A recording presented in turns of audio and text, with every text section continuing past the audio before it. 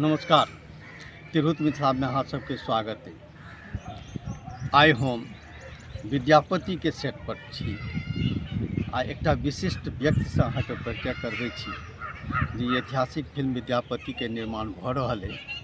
ताहिमे जे सबसे बेसी अहम काज केने छथि आ जे चरित्रों में छथि राजा देव सिंह के भूमिका में छथि आ सबसे महत्वपूर्ण चीज ई अछि जे विद्यापति जिनकर पदावली जिनकर गीत एते महत्वपूर्ण है जाहि लऽ कऽ विद्यापति के पूरा अंतर्राष्ट्रीय जगत में एक विशिष्ट पहचान है। वही विद्यापति गीत के विद्यापति फिल्म बने वाला खास मूवी में विद्यापति के जे गीत सब है तकर जे संयोजन केने छै तकर जे संगीत देने छै तकर जे लयबद्ध ओ तैयार केने छथि वो छथि म्यूजिक डायरेक्टर आलोक झा जी। और अहाँ सबके हम आलोक झा जी से बात करते छी। तिरहुत मिथिला में आके स्वागत है। नमस्कार। बड़ा नीक लागि रहल है जे कॉस्ट्यूम पहिरने छी एकटा महत्वपूर्ण चरित्र लऽ कऽ से अहाँ एहि फिल्म में काजो कऽ रहल छी। लेकिन हमरा जे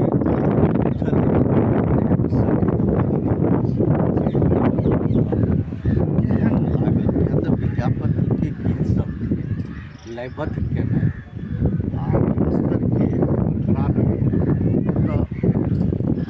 बहुत सोच अभ्यास के जरूरत छै। एकरा केना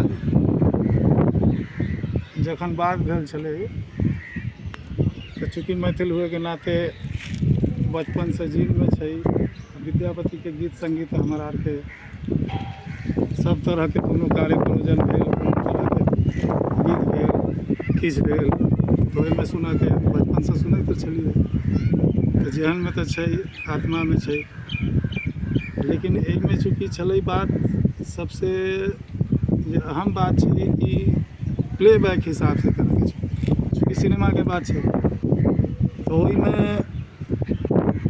सब लोग के सहयोग रहा विशेष सुनील जी के श्याम भास्कर जी के तो जेना जेना हमार बैठ कर मीटिंग भेल केना केना कंपोज हेतै तो उनमें कुछ छलैया जे ई गीत छै जे सेमी क्लासिकल करऽ के छै तो चूँकि हम म्यूजिकल छी शिक्षा दीक्षा म्यूजिकल भेल तो ओहिमे कऽ पैलहुँ। किनकर आवाज देने छियनि एहिमे मतलब वो जे म्यूजिक लेने छियै एहिमे पता कोनो ने कोनो घराना से तो संबद्ध राखऽ पड़ल है। हम ग्वालियर घराना से छियै ना। हाँ हमर गुरुजी छलखिन आनंद कुमार सिंह जी जहाँ हमर जहाँ जन्म कर्म भेल तहाँ जे प्रारंभिक शिक्षा भेल संगीत के ताहिके बाद कुछ साल मुंबई में भी रहिए तो वहाँ भी काफ़ी लोग के रहिए अभिभाषण के लिए सबसे आम मित्र भी छथिन बड़ भाई भी छथिन बैजनाथ जी जे आई कल सक्रिय छथिन बैजू बंसी पापा म्यूजिक डायरेक्टर पिता पुत्र छथिन दोनों उनका सबसे ज़्यादा हम गांगली उनके हम रह के हम ओठमन कुछ कुछ शिक्षा दीक्षा हमर रहल जे भी समय बीतल बम्बई में और कुछ काज 90s के दशक में हम कर और 98 से फिर वापस पटना में आवाज़ देने चाहिए वो कलाकार सब के विषय में कुछ कहूँ क्या एक साथी में हाँ तो अमर आनंद प्रिया राज पंडित अभिषेक मिश्रा छथि जे हमरा जहाँ तक जानकारी छै जे राम चतुर मल्लिक जी के परिवार से छथि। अच्छा जी दरभंगा का जी जी जी तो हमरा जे गीत लागल जे बुझायल जे नहीं ई गीत हिनकर स्वर में ज़्यादा बेसी नीक लगतै तेना हम ओहि हिसाब से कंपोजिशन भेल ओहि हिसाब से गवेलिए से हमरा बुझल अछि जे अहाँ मिथिला के रहितो मिथिला के भूमि से कटल रहलिए अन्य ठाम परवरिश भेल जी आ मैथिली जे भाषा छै अते में विद्यापति के पदावली के जो पुरान भाषा जे ओकरा भट्ठा कर ओ शैली के कत तक अहाँ बुझि सकलिए आ ओकरा कतेक हद तक एकरा चूँकि बात ई भेलै ने जे मिथिलांचल के जै समय से हिनकर सुनील जी हमारा मतलब 30-35 बरस पुरान मित्र छै। तऽ हिनकर जखन जानवी कैसेट चलै छलै तऽ ओहि टाइम से ई काज हमरा आरके बीचके चलै छलै। तो कुछ यह अहाँके जेना घरमे तऽ भाषा आम भाषा तऽ हमरा आरके मैथिली छै, लेकिन चूँकि विशुद्ध मैथिली जे एहिठमनके मैथिली छै ई तऽ लगै छै जे कानमे मिश्री पड़ैए तेहन। तऽ अहाँ जेनाकि हमरा जानकारी ये व्यस्त म्यूजिशियन छी, अहाँके अपन निजी स्टूडियो अइ पटनामे, बहुत व्यस्त छी, ओहिमे सँ ई एकटा अभिनयके शौक। आब हम ई पूछऽ चाहब कि अभिनय पहिले करितो छलिए या पहिल बेर गेटअपमे छी? नहीं, पहले किछ केलिए काज, मुदा बीचमे सब छूट गेल रहे। तऽ ई बात सुनील जीके जानकारीमे छलैए, हुनकर एक मित्रवत छलै कि भाई नहीं अहाँके अधिकार, हुनकर अधिकार छै, तो अधिकारके प्रयोग केला। तो फिर से दोबारा एहि बातके लेल हम मतलब अपना आपके तैयार नहीं कैले छलहुँ, लेकिन चूँकि अब मित्र है भाई तो मित्र के लिए तो कुछ भी हो सकता है। आगाँ भविष्यमे जे फिल्म बनि रहल अइ विद्यापति, एहिमे जे पावर छै एकर, खासकर गीतके हम मुख्य पावर मानबै जी जे विद्यापतिके नाम सुनते देरी लोकके दिमागमे हुनकर पदावली, हुनकर गीत जेहनमे अबै छै, आ एकरा अहाँ देने छियै, तऽ अहाँ भविष्यमे कतेक आशावान छी जे एहि फिल्ममे गीत हमर सफलता भऽ कऽ एकरा विशेष पहचान दियाबऽमे से सम्भव हैत?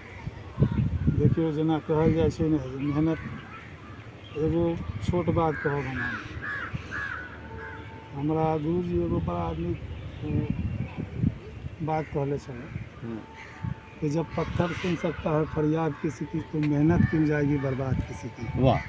तो ई जे विद्यापतिके जखन से गीत हमरा मिललै, एहिमे 4-5 महीनाके मेहनत हमरो छै, ओहिमे सुनील जीके भी मेहनत छै, भास्कर जीके भी, हमर आनंदके भी हम सहयोग देने छी, अभिषेक मिश्राके भी सहयोग मिललै। मतलब जेना जेना होइ छै ने कि भाई ई चीज छै, बहुत सारा शब्द, आब शब्दावली विद्यापतिके छै, बहुत चीज होइ छै जे आदमी अपना अपना नजरिया से देखै छै। हाँ। तऽ ओहि छंद सबके हम, बहुत चीज ऐसा छै जे मतलब हमरा नहीं बुझा, तो हम एहिमे से हम भास्कर सरके लिए हेल्प, तो ओ जेना जेना हमरा बतायल कि ये शब्दके ई मतलब छै, ई पंक्तिके ई मतलब छै, तो ई सब फेर रास्ता आसान भऽ गेलै। हाँ, तऽ हम ओ एकटा गीतके शूटिंग होइत देखलहुँ हेँ, जाहिमे विद्यापति सर्वांग शरीरके वर्णन कयने छथिन, तऽ ओकरा जाहि ढङ्गसँ आप भाव देलिए यऽ।